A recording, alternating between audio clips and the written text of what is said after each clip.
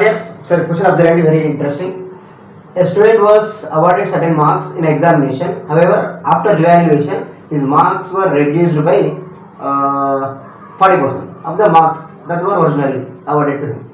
So that new score now become 96. How many marks did the student lose or lost whatever after revaluation? అంటే ఏం లేదు, ముందు ఒక స్టూడెంట్కి కొన్ని మార్క్స్ వచ్చాయి. ఆ మార్క్స్లో మళ్ళీ రివాల్యుయేషన్ జరిగింది, మళ్ళీ లెక్కింపు జరిగింది మార్క్స్. అంటే అవి రాంగ్ అనుకొని మళ్ళీ రివల్ చేశారు. దాంట్లో 40% తగ్గిపోయింది. అంటే ఇదివరకు ఉన్న మార్క్స్లలో 40% తగ్గింది. అంటే ఫస్ట్ ఆల్రెడీ చేసిన మార్క్స్లలో 40% తగ్గిపోయినాయి. అయితే తర్వాత మిగిలిన మార్కులు 96 అట.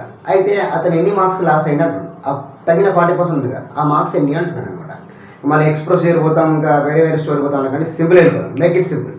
ఎలా అంటే అసలు ఫస్ట్ తనకు అవార్డు ఇచ్చి, అంటే అవార్డెడ్ మార్క్స్ ఉన్నాయి కదా, అంటే తనకు కేటాయించిన మార్క్స్ ఉన్నాయి కదా, ఆ కేటాయించిన మార్క్స్ అనుకుందాం 100%. సింగిల్ స్టెప్ అయిపోయిన స్టోరీ. అనవసరంగా ఎక్స్పోజర్ ఒకటి టైం వేసుకోండి, just fraction of second answer రావాలి. వితౌట్ పెన్ పేపర్ కూడా వచ్చింది అంటే వెళ్ళిపోవాలి మైండ్. ఓకే, 100% మార్క్స్ అనుకుంటున్నా. 100% మార్క్స్ అన్నప్పుడు దాంట్లో రివాల్యుయేషన్ జరిగినప్పుడు ఏం జరిగింది, 40% కట్ అయిపోయింది. అంటే 40% కట్ అయిపోయింది, ఎన్ని మిగిలినాయి, 60% మిగిలింది. ఎస్, అయిపోయింది. 60% వాల్యూ 96 మార్క్స్ ఇచ్చాడు అన్నట్టు.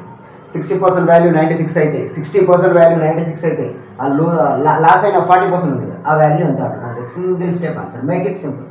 60% మిగిలినవి అవే 96. తను లాస్ అయిన టోటల్ మార్క్స్ కూడా ఒరిజినల్ కేటాయించిన అయితే 100%. నాకు అవి కదా అడుగుతుంది, జస్ట్ లాస్ అయిన మార్క్స్ ఎన్ని అంటే 40% ఎంత అయిపోయింది. 60% 96 అయితే 40% ఎంత, జస్ట్ క్రాస్ మల్టిప్లై చేయండి. చాయిస్ రివర్స్ 23 మీ ఇష్టం. 23 జా 22 జా 3 లాజికల్ 3 జా 2 జా 32 2 జా 64. The best option is what? Option E, 64 marks. Make it simple. Don't make it as complex.